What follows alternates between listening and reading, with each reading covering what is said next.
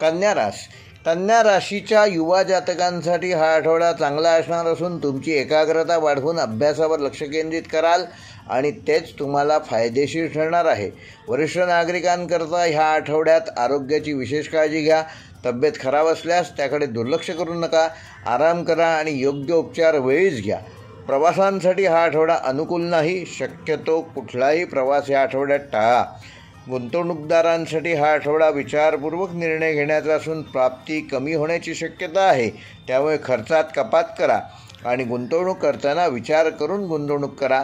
फायदा किती होणार आहे ह्यापेक्षा तुम्ही जी गुंतवणूक करत आहात त्या गुंतवणूक रकमेची सुरक्षितता त्याला महत्त्व द्या.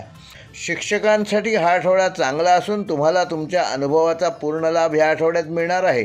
तुम्ही मोठी जबाबदारी या आठवड्यात सहजपणे पेलू शकाल. लेखक व कलाकारांसाठी हा आठवडा नवीन संधी घेऊन येणारा असून तुमच्या कामातून तुमची समाजामध्ये एक वेगळी प्रतिष्ठा, एक वेगळी ओळख या आठवड्यात निर्माण होईल.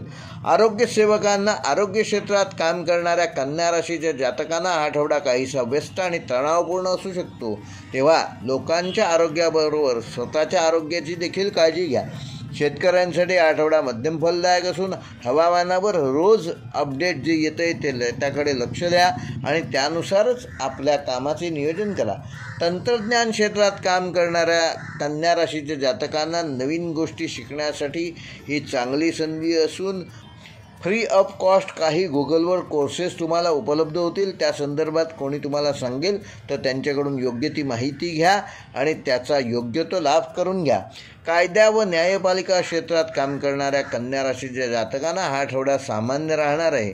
शोधक व वैज्ञानिक क्षेत्रात काम करणाऱ्यांसाठी हा आठवडा उत्तम असणार असून सामाजिक कार्यकर्त्यांसाठी, इतरांना मदत करण्यासाठी आणि त्यांच्या समस्या सोडवण्यासाठी तुम्ही हा आठवडा पूर्ण स्वतःला व्यस्त ठेवाल. विद्यार्थ्यांसाठी हा आठवडा अभ्यासात एकाग्रता वाढवण्यासाठी उत्तम असणार आहे.